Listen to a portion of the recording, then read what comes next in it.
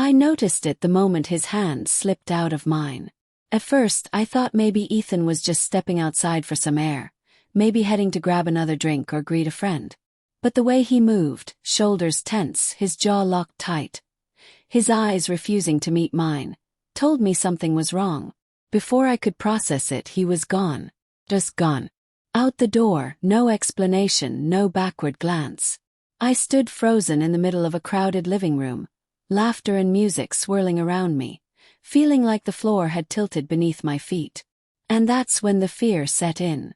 Because when a husband walks out of a party without a word, not angry, not dramatic, just silent, it usually means he knows something. Before the party, Ethan and I had been married for 8 years. Solid years, I thought. We weren't perfect, but who is? We had our routines.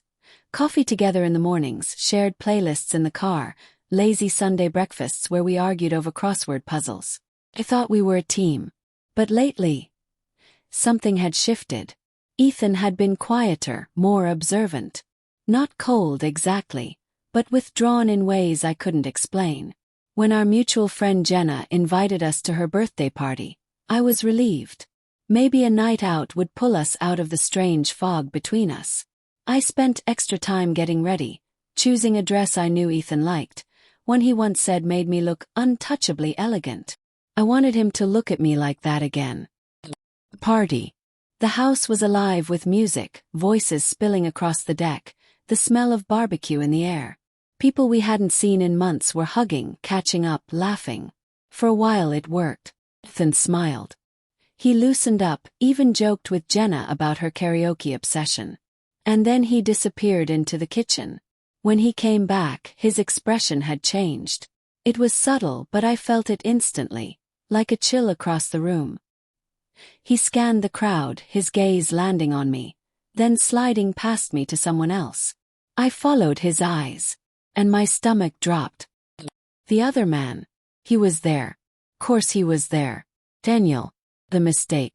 The regret that had been haunting me for months. We hadn't spoken in weeks, not since I ended things, but seeing him now, at the same party as my husband, was like watching two worlds collide.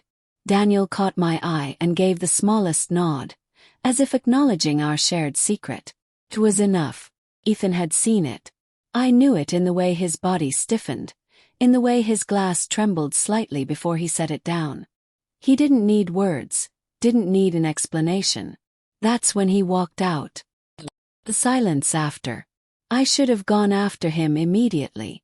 But my legs wouldn't move. My brain was a mess of panic and excuses I knew would sound hollow. By the time I slipped outside, Ethan's car was gone. The drive home felt endless, every stoplight a torture. My phone buzzed. Friends texting about the party, Jenna asking if everything was okay, but not a word from Ethan. When I pulled into the driveway, his car was there. The porch light was on. Inside, the house felt unervingly quiet. Ethan was sitting at the kitchen table, still in his jacket, a half-empty glass of whiskey in front of him. He didn't look up when I entered. The confrontation. "Ethan," I said, my voice barely steady. "Can we talk?" He didn't move for a long moment. Then finally he spoke. "Who is he?" My heart slammed against my ribs. "What do you mean?" His laugh was sharp, humorless. "Don't do that, Claire. Don't insult me." I swallowed hard. "It was nothing. It's over." His head lifted, eyes burning into me. So there was something. The silence that followed was worse than shouting. He didn't break anything, didn't scream, didn't accuse me of ruining our marriage. He just sat there, every ounce of hurt contained in his eyes, and somehow that was worse than any explosion. I wanted to explain, to tell him it hadn't meant anything, that I was lost and stupid and it was over before it began. But the words tangled in my throat. "How long?" he asked. 3 months, I whispered. He closed his eyes like the number itself had weight. Was it worth it? No, tears blurred my vision. It was the biggest mistake of my life. "Funny," he said softly. "Because I thought I was the biggest mistake of your life." Cracks in the foundation. 4 days after, we barely spoke. He moved into the guest room. His presence in the house reduced to the sound of doors closing, the quiet scrape of cutlery at dinner when we sat in silence. I tried to apologize, to explain that Daniel had been nothing but a distraction during a rough patch, a meaningless escape from stress and loneliness. But Ethan's face never softened. "It wasn't meaningless to me," he finally said one night, his voice raw. "Because every time you smiled at me, every time you touched me, I'll wonder if you were thinking about him." That was the kind of betrayal that lingers, the kind you can't scrub clean with apologies.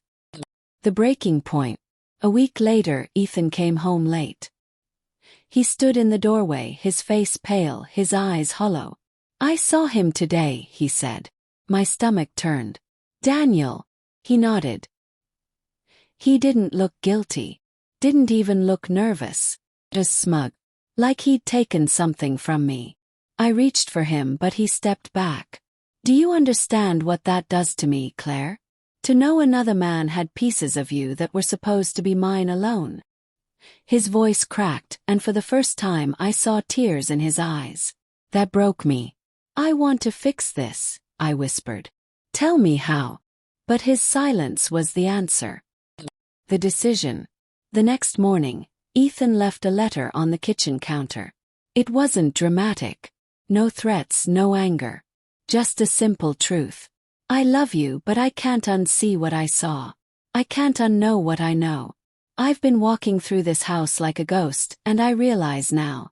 It's because we're already gone. I don't hate you, Claire. But I don't trust you. And without trust, love is just pain." He packed his things quietly.